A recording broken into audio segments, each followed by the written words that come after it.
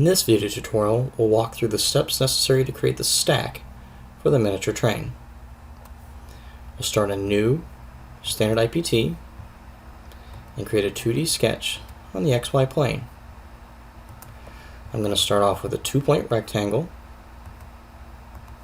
and I'm going to use the line tool to create the rest of the outside profile. I'm not going to worry about anything on the inside. So I'm going to come up at an angle, in at an angle, back over to my vertical origin, and straight back down. I'll now go ahead and put some dimensions on there. I know from the print that this small portion that goes inside the train has a height of 0.25.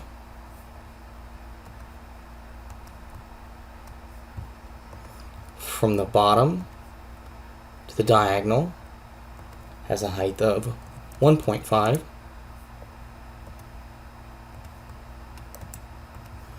And from the bottom all the way to the top, I have a height of 1.75. Now, the rest of the dimensions that I need, they have provided for me in diameters. Because I'm going to revolve this right now, everything I would put on there would be a radius. And I don't want to have to think that way. I want to just use the dimensions that they provided me. So we're going to show you another little trick. I'm going to highlight this line that's going to be the axis that I'm going to revolve around. And I'm going to come back up to this formatting. Last time we used the construction line. This time we're going to use the center line. So I'll select center line, and you'll see that it'll change it to the line dash line dash line formatting. I'm going to do the same thing for this small one down here. Center line. Now you'll see what will happen when I use that line. So I'll click on the outside line, click on the center line that I just created. It'll understand that that's going to be a center line. It'll double the dimensions. So now I get to type in 0.5, and it'll actually put on 0.5. Be able to do the same thing, clicking on the center line out to this small point, and I have a diameter of 1.25. Great. The last thing that we need is it says I have one dimension needed, and the dimension that's needed is this small portion right here. We need to put that on as an angle dimension. Unfortunately right now I don't have anything vertical here for me to click on to provide me the 15 degrees that's supposed to be there. So I'm going to put on one small line, just going straight up. It does not matter its length. And I'll say from that vertical line to the top, it's going to be 15 degrees. And I'll put that 15 degrees on there for us. Now it still says I have one dimension needed. The dimension that's needed is the length of that small line. The small line is not really there. I could even turn it into a construction line, but because it doesn't make a closed profile, it really isn't going to affect it one way or the other. So I'll finish sketch. Put it in home view, I'll say revolve. I'm going to pick both profiles, pick my select axis, and pick the center point. Great. Now we're going to put the hole on the top, and we're going to use a concentric hole. So we'll say hole.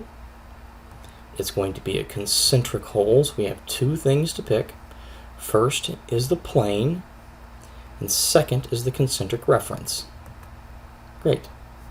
Now, if we look at our hole node, we can see that this is a counterbore. So I'm going to come over to our hole styles. I'm going to select counterbore. And now we've got 4 dimensions that need to be put in. I have a counterbore diameter of 0.875. I have a counterbore depth of 0.375. So 7/8 of an inch diameter, 3/8 of an inch deep. The actual hole itself is a blind hole, so we need to make sure our termination has a distance. And we have 1.5 as its termination distance. And we have a diameter of 0.375. Now, I can tell by just looking in the picture that I need a drill point of flat instead of a drill point. So I'll say flat and hit OK. Great. The last thing we need to do is the small note that's at the bottom that says optional chamfer bottom edge 0.01 45 degrees. I'll select chamfer. I am going to use this top option of distance that will automatically make it at a 45 degree. I'll put in my distance of 0.01 or 10,000ths of an inch, and I'll click this bottom edge and select OK. That small chamfer just makes it easier to push this into the hole when we assemble the parts. And that's everything we need for the stack.